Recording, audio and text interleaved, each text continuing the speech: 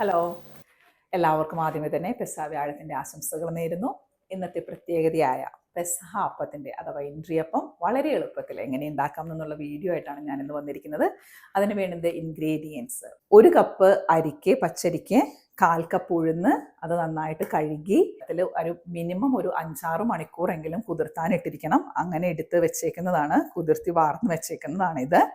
അതിലേക്ക് വേണ്ടിയിട്ട് 1 കപ്പ് തേങ്ങ, ഒരു 3-4 വെളുത്തുള്ളി, ഇത് വലിയ വെളുത്തുള്ളി ആയതുകൊണ്ടിട്ടാണ് ഞാനൊരു 3 എടുത്തേക്കുന്നത്.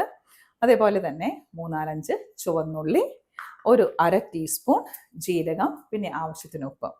ഇനി ഇതെല്ലാം അടിച്ചെടുത്തിട്ട് വരാം. അരിയും ഉഴുന്നും നല്ല ഫൈനായിട്ട് വേണം അരച്ചെടുക്കാനായിട്ട്. അരിയും ഉഴുന്നും കൂടി നല്ല ഫൈനായിട്ട് അരച്ചത് മാറ്റി വയ്ക്കാം. ചില ആൾക്കാർ ഉഴുന്ന് വറുത്തിട്ട് അരയ്ക്കുന്നത് കണ്ടിട്ടുണ്ട്. എനിക്കതിനകത്ത് പ്രത്യേകിച്ച് വ്യത്യാസമൊന്നും തോന്നിയിട്ടില്ല. പച്ച ഉഴുന്നിടുന്നതിനും വറുത്തിട്ട് ഇടുന്നതിനും ഞാനെപ്പോഴും സാധാരണ ഉഴുന്ന് പച്ചനെ തന്നെയാണ് അരയ്ക്കാറുള്ളത്. ഇനി നമുക്ക് ബാക്കി ഇൻഗ്രീഡിയൻസ് ആയിട്ടുള്ള തേങ്ങയും ഉള്ളിയും ജീരകവും വെളുത്തുള്ളിയും കൂടിയൊക്കെ അരച്ചെടുക്കാം.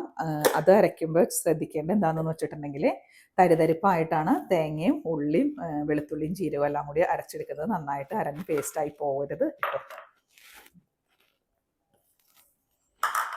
കേട്ടോ. അങ്ങനെ ബാക്കിയുള്ള ഇൻഗ്രീഡിയൻസ് എല്ലാം തരിതരിപ്പായിട്ട് നേരത്തെ അരച്ച് വെച്ചേക്കുന്ന ബാറ്ററിനകത്തേക്ക് ഇതാണ്. ഇതിലേക്ക് ആവശ്യത്തിന് ഉപ്പ് ഇട്ടിട്ട് നന്നായിട്ട് മിക്സ് ചെയ്ത് ഒരു അരമണിക്കൂർ നമുക്കിത് മാറ്റി വയ്ക്കാം. അത് കഴിഞ്ഞ ശേഷം നമുക്ക് അപ്പം ചുട്ടെടുക്കാവുന്നതാണ്. പുളിക്കാത്ത അപ്പം എന്നു പേര് പറയപ്പെടുന്നത് കൊണ്ടിട്ടാണ് ഇതിനധികം നേരം വെക്കേണ്ട, ഒരു മാക്സിമം ഒരു അരമണിക്കൂർ വെച്ചാൽ മതി എന്ന് പറയുന്നത്. ഇൻട്രിയപ്പത്തിൻ്റെ മാവിനെ നമ്മൾ എണ്ണ പുരട്ടി വെച്ചേക്കുന്ന പാത്രത്തിനകത്തേക്ക് വേവിക്കാൻ വേണ്ടിയിട്ട് എടുക്കാം.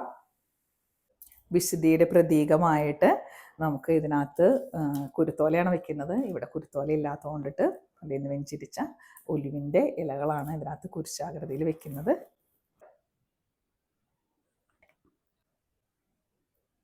ഓക്കെ, ഇനി ഇതിന് നമുക്ക് ഒരു 20 മിനിറ്റോളമെങ്കിലും ആവിയിൽ പുഴുങ്ങാനായിട്ട് വയ്ക്കാം.